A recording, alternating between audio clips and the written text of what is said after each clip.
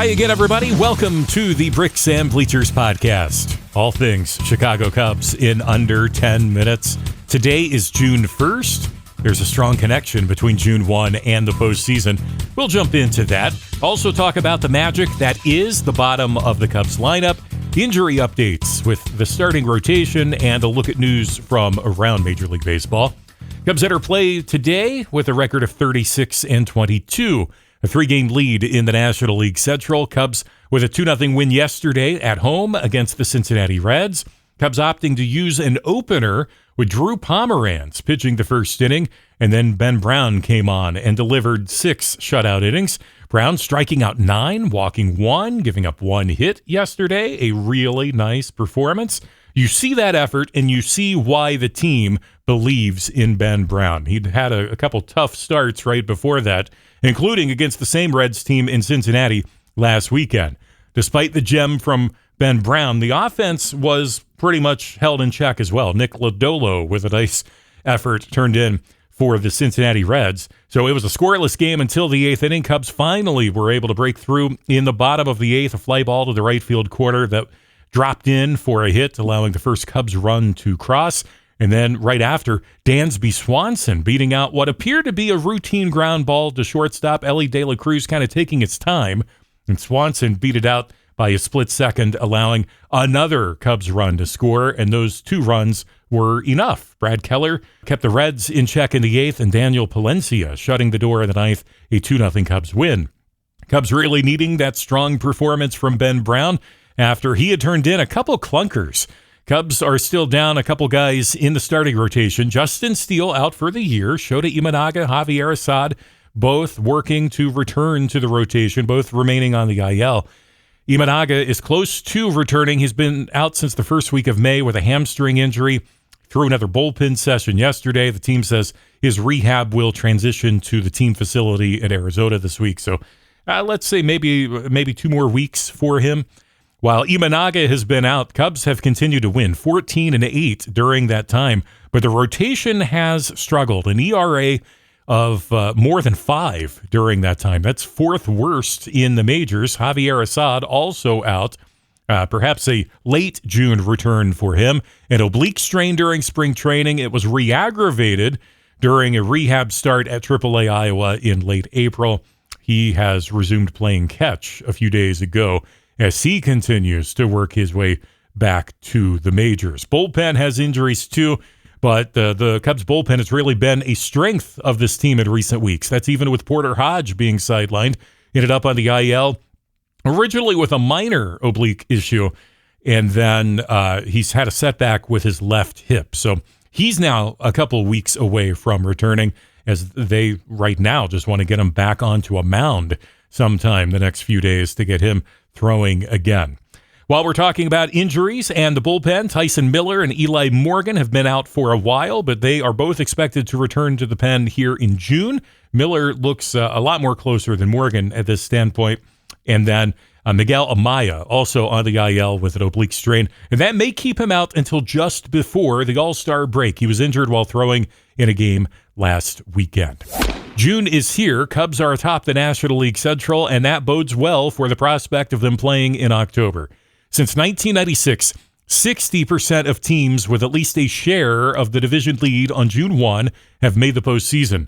Last year, 5 of the 6 division leaders on June 1 made it into October, and Cubs enter play today with a 36-22 record. That's best in the National League Central, and that's the record of all of the National League division leaders. Mets and Phillies tied atop the East, and the Dodgers are pacing the West. Time for our This or That segment, a look at news and notes from around Major League Baseball. The Washington Nationals coming in hot last night in Arizona, starting the game with the first 11 batters reaching safely. Only the second time in the expansion era, talking about the early 60s of that happening. Red Sox pulling off that feat back in 2003. A World Series rematch happening this weekend. Dodgers beating the Yankees 4-1 last fall, and they've had the upper hand so far this weekend with wins in both of the games that have taken place so far. 8-5 on Friday and 18-2 last night. If you are not familiar with James Wood of the Washington Nationals, you will soon. Cubs play the Nats in the coming days, and he's going to be a big star. I don't think there's any question about that. Bryce Harper and Juan Soto also come up through the Washington Nationals organization, and the stats are eerily similar. After 136 games, Wood's numbers are very close to Soto and Harper in almost every statistical category. So I think DC's got another big star for at least the next couple of years. Shohei Ohtani continues to ramp up his pitching. He threw 29 pitches yesterday. He says he wasn't thrilled with his control yesterday, but the team is overall happy with his progress. No timetable for his return, but they do need him. They currently have more than a dozen pitchers on the injured list. Now let's get back to the Chicago Cubs. Craig Counsell's lineups this season have been pretty consistent with the top three guys. Ian Happ in the leadoff spot, followed by Kyle Tucker and Seiya Suzuki. They've been productive, but so too have the bottom third of the order. They've really been difference makers as well. There was a post this week from Codify Baseball. I think this was through Monday's games. It might have been through Tuesday's games, highlighting the slugging percentage of the bottom third of the lineup. And the Cubs show up with a ridiculous .503 slugging percentage from their 7th, 8th, and 9th hitters. That is remarkable. By far the best in the majors. A lot of that being attributed to early power production from PCA and the catchers, both Carson Kelly and Miguel Amaya. For the most part, those guys have now moved up in the order, but the bottom of the Cubs lineup still continues to be productive, still very dangerous trio there. By comparison, only two other teams have slug of over 400 from the bottom third of their lineup. Cincinnati, surprisingly, coming in second at 427, and then Arizona at 400.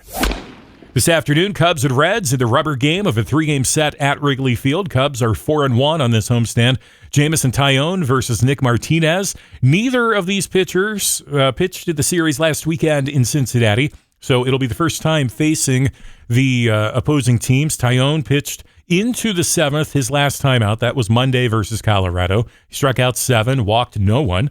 Martinez went 7 innings for the Reds on Monday in their win versus Kansas City. Both pitchers with an ERA under 4 so far this year. Tyone with a record of 4-3. Martinez checking in at 3-5. 2:20 Eastern first pitch this afternoon. Cubs lineup today includes Reese McGuire behind home plate. It'll be his 4th game with the Chicago Cubs. He homered twice in his debut against the Reds last Sunday. Happ, Tucker, Suzuki go 1, 2, 3 as usual. And then PCA is slotted in the cleanup spot today, followed by Swanson and Bush. And then you've got Horner, Shaw, and McGuire rounding out the lineup. Matt Shaw returning from AAA Iowa a couple of weeks ago. He's been batting almost 300 since his return, and he's looked really good, taking a handful of walks during that time. He's kept his strikeouts to a fairly minimum level, and he's had some nice defensive gems as well. If the Cubs can get even league average production from third base, and again, they're counting on Matt Shaw to hold down third base for the rest of the year, that should be a nice bump up from what the Cubs received the first couple of months of the year at that position. Also, Seiya Suzuki entering play on Sunday with an 11-game hitting streak, the longest of his career. And also worth noting, All-Star Game voting begins this week. I believe Wednesday is the first day. Check MLB.com for more info. Cubs are off tomorrow, and then 3 games in Washington against the Nationals. And then Detroit next weekend and Philadelphia to follow. So that could be a pretty tricky road trip there. The Nationals only a couple of games below 500. They've got a lot of good young talent. Detroit has been off to an amazing start this year. They had the league's best record. I'm not sure if they still do. Obviously having a great start to the year, and Philadelphia is as well. So it would be interesting to see how the Cubs fare on this 9-game road trip starting on Tuesday. Feel free to follow us and comment anytime on X. You'll find us at Bricks Bleachers, and be sure to subscribe wherever you get your podcasts as well, so you never miss an episode. Apple Podcasts, iHeartRadio, Spotify, and more. All things Chicago Cubs in under 10 minutes. This is the Bricks and Bleachers Podcast.